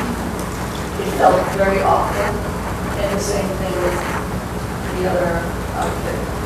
And when I pointed out that some people who are respirators, it's like the bed, you shut it off and they can't go, or they have nothing. And I got from the Public Utility Commission, the top guy. You always start down here, your supervisor. So you get there, but it's time consuming. They're not educated to answer some questions. But I was told, and I pointed out that some people may not. That is not our responsibility, she said. We have notified everyone, which is not true. Maybe people moved in, and they haven't yet on their computers. But to hear them, callousness, it's not our responsibility. Well, and it certainly wasn't me saying it wasn't our responsibility. However, I will say that an outage can happen anytime. And while we have the luxury of providing a notice to you when we have a maintenance outage, and that gives you a chance to repair. What if that same customer experiences an unplanned emergent outage? And what worries me is that we really need to educate our community about being prepared. A maintenance outage should not catch us off guard, because we should be prepared for emergency outage at all times, because I don't want something to happen to people. And so that's the message I'd like to carry. I understand that, and that is true, but this was a long-term planning project. I understand. It turned out that it was possible to change it. Yeah, and we did, and we duly noted. Thank you. I just want to add on to yours. We are starting a CERT thing, and we'd love you to come out and help us with that.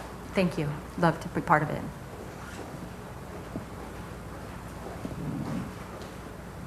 So with all the... It's still on, green light. Speak right into it. Right. Speak right into it. It's on. Just speak right into it. The light is green.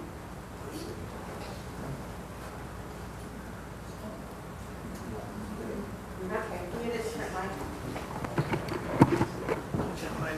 One that works.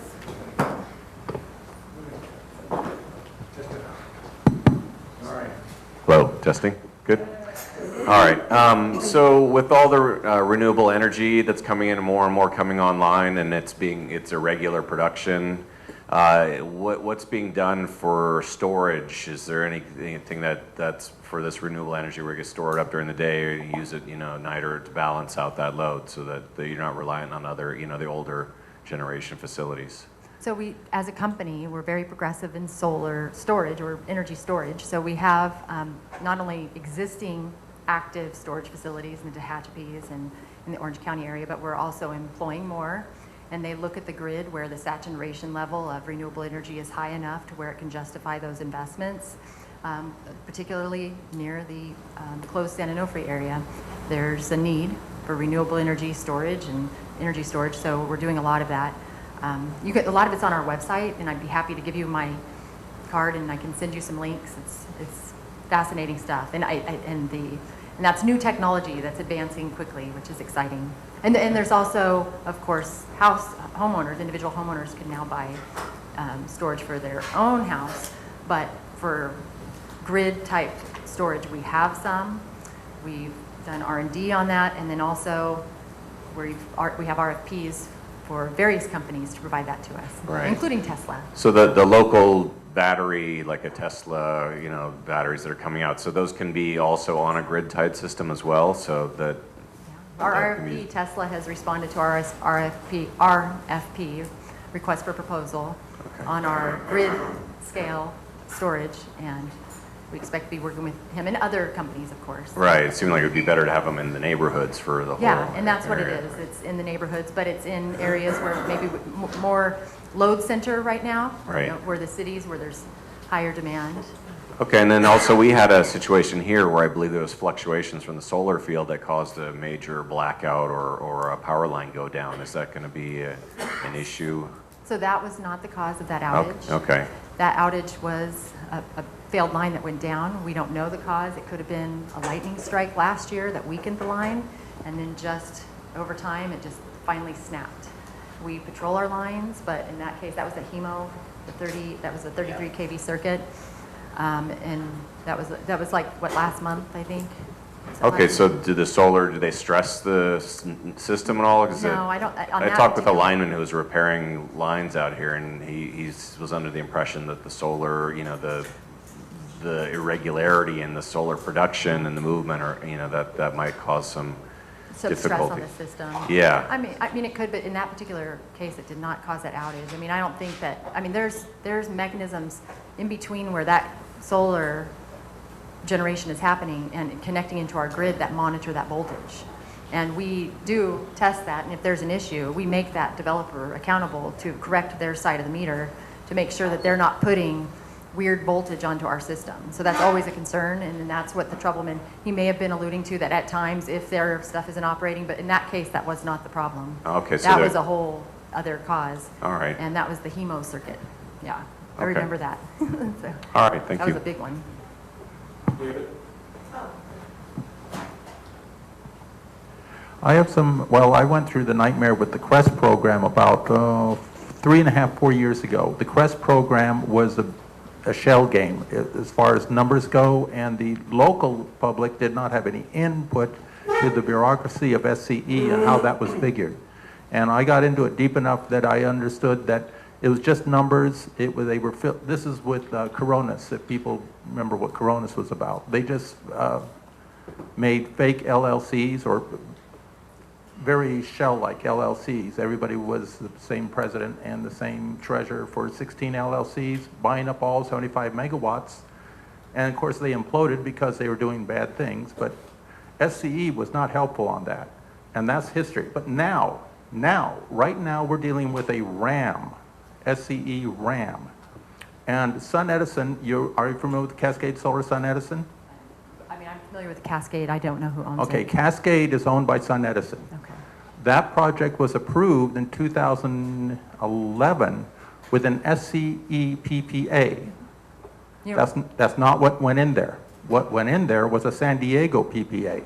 So sometimes power purchase agreements, so there's two different things. There's a generator will enter into power purchase agreements, and then with us, there's grid interconnection agreements. So they have to go through a process of connecting to the grid and making sure they do everything to connect into the grid safely. And then there's power purchase agreements. The CREST program you're referring to is not necessarily an Edison program. It's a California Public Utilities Commission program that required publicly owned or investor-owned utilities to offer a certain amount of kilowatt hour of generation interconnection PPA contracts for a short period of time. Yes, there were companies that were well educated and got into that queue early. There were also some smaller companies. It wasn't just Coronas, but they had the PPA, and it had an expiration date. These same companies, although they had identified the land, formed the company, entered into the PPA agreement, they had not gone through the grid interconnection process. So then those expired.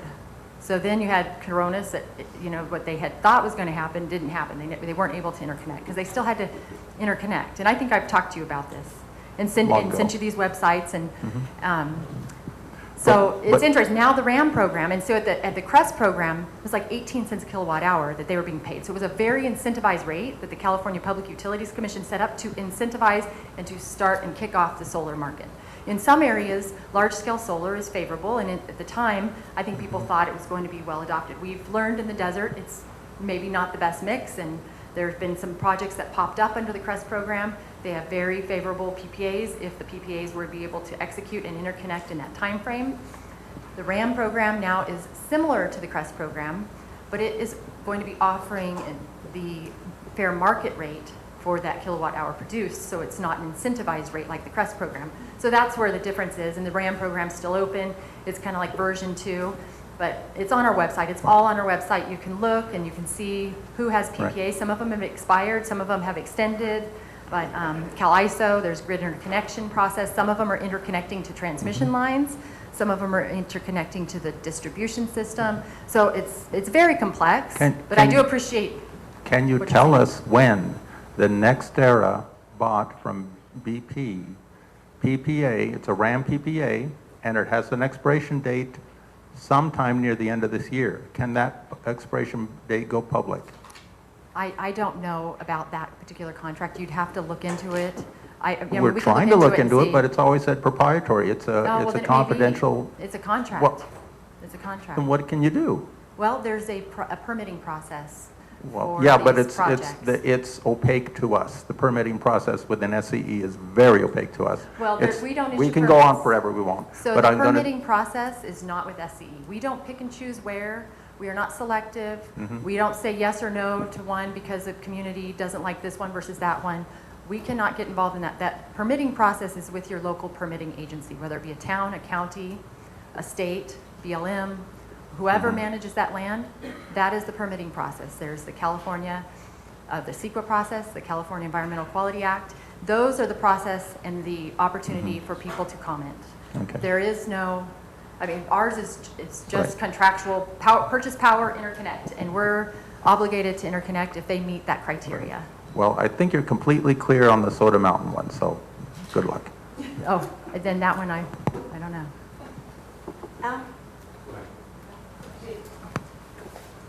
Yes, Jennifer, there's been several large solar fields put up around here. And who is responsible to maintain those so that the people that live in the area aren't inundated with sand and dust and allergens? So just like any other property, private property owner, if somebody's riding their dirt bike on their lot, they're responsible. If somebody builds on their lot and their house, it's the private property owner, whoever owns that development, there's who's responsible. Well, who do we report them to? You want to answer that question? Code enforcement. You have to report them to code enforcement for the county. Okay, that's good to know. Thank you. Thank you for the comprehensive presentation that you gave us tonight. It was kind of overwhelming for us. My question is that, or actually a statement first, that the people here in the Morongo Basin support renewable energy. But the problem is that in the Morongo Basin, we do not support solar or wind turbines in the Morongo Basin. My question is that you had mentioned there on your presentation that there is a new circuit planned for Sunfair. Could you elaborate on that, please? So there was a different voltage on one circuit than the other, and we needed redundancy. So if one circuit went off, we were able to backfeed it with another, and that was a circuit tie is what we call it. So we upgraded the one circuit to match the other. Did you want to add more detail about the voltage differences? The Sunfair? Yeah, that tie. Yeah, what we had out at Nugget Substation, which feeds the Landers area, that sub was isolated. So if we lost something out there, that sub went down. We had no means to pick that up off of adjacent subs without having to go through a different system.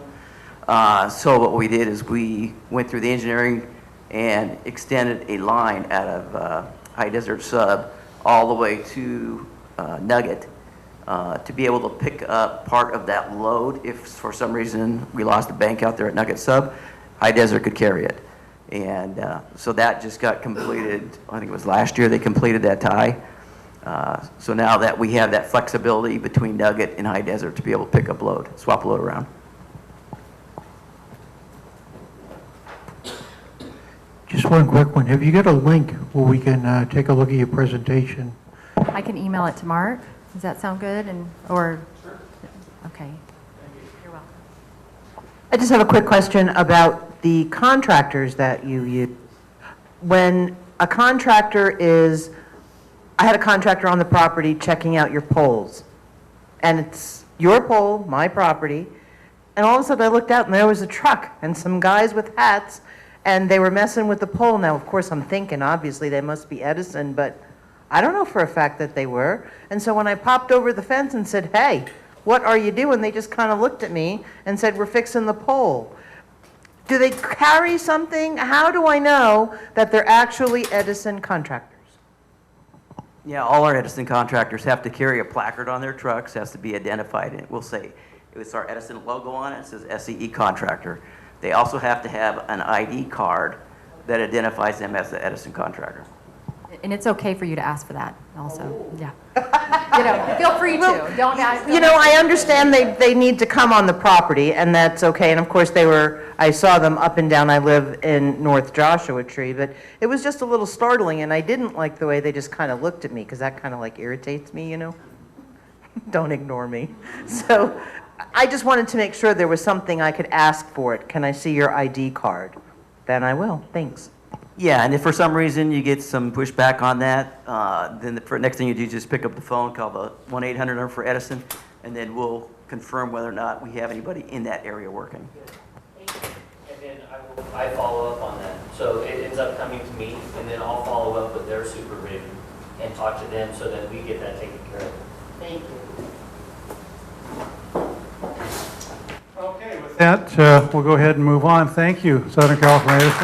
Deny some specifics of the project, including the approval of environmental impact report and well water. And we thought it was only fair the other 4 supervisors should have the same information. So hopefully that clears up the issue of why we're not encroaching in anybody else's district. We are trying to keep everybody informed, including our own supervisor.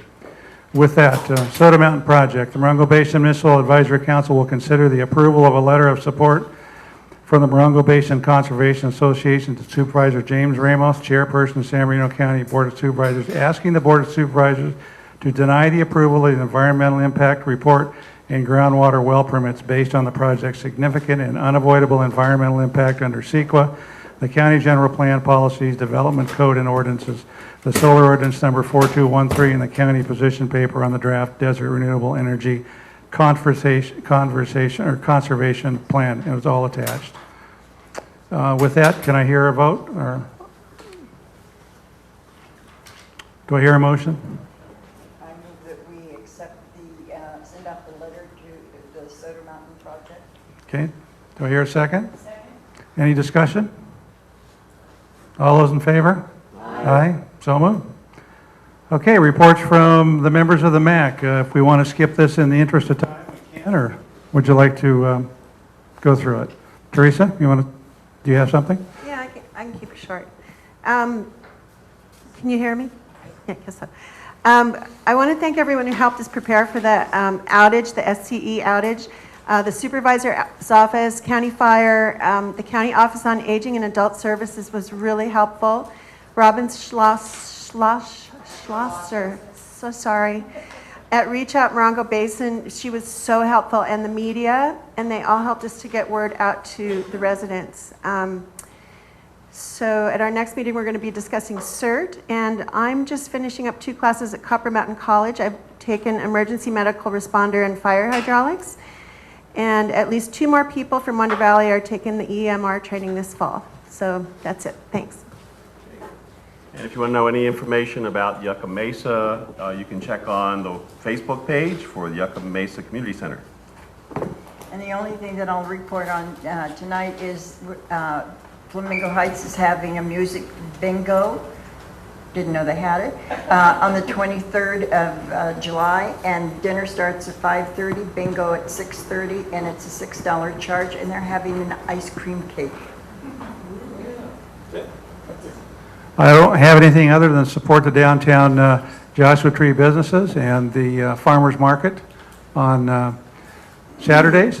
And we had a great dedication at Turtle Island, and Thomas was there and gave some good words. And if everybody's been by and seen the new structure there, the new Joshua Tree with the sign with the Joshua Tree 3-dimensional metalwork, it's absolutely fabulous. Thanks, Thomas, for doing that. It's just a very quick statement where Morongo Valley is waiting for LAFCO to weigh in. We are on the agenda at LAFCO in August, the end of August, to see what they're going to say about our fire department and paramedic service. And we're all just waiting to see what's going to happen. Yes. Is that the one that's broken? No. Mary Helen, Copper Mountain Mesa. This Saturday is going to be our last movie night of the summer, and we're going to have Kirk Douglas, Ace in the Hole, and then we won't have another one until October, so please come on out for that. And I need to clarify what my friend Ed was speaking about. Last year, we had some really bad storms out in Copper Mountain, well, here in the Basin, and in Copper Mountain Mesa.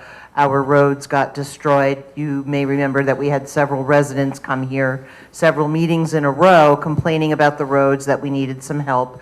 We ended up getting the attention of special districts, who held a meeting and basically told us we were broke. Well, of course we're broke, because we only are paying $20 a year since 1987, so it doesn't buy what it used to. So now the county has sent out cards saying, okay, well, this is what we think you can do. They're giving us a survey. They're giving us several options depending on how the public responds to the options, whatever one wins will end up on the ballot in November, and then hopefully in November, we will actually end up spending more money on our taxes, but exactly how much, I don't know yet. So that's what it is. They have cards sent out. Everybody is supposed to reply to them, hopefully, and say what you would like to have done. And then we'll see. We need to get money. We need to get services. So that's the whole point of the cards. And it went to all of the property owners out in Copper Mountain Mesa. Thanks. See you Saturday. In Pioneer Town, we had an absolutely fabulous chili throwdown and shodio. I talked to one of the organizers today, and she estimated there were about 700 people there. There were 40 chili entries, and I was lucky enough to be a judge. We hope we have as many or even more people next year.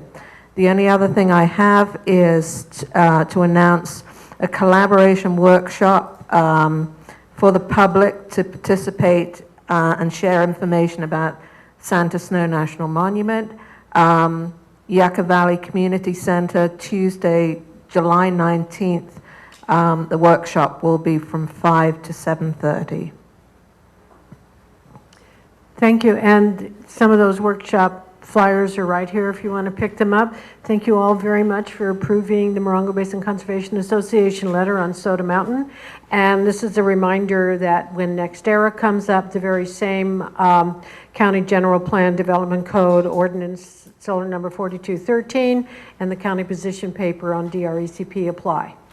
So we have plenty of grounding in the county to keep large-scale solar off of our public and private lands where they're not appropriate.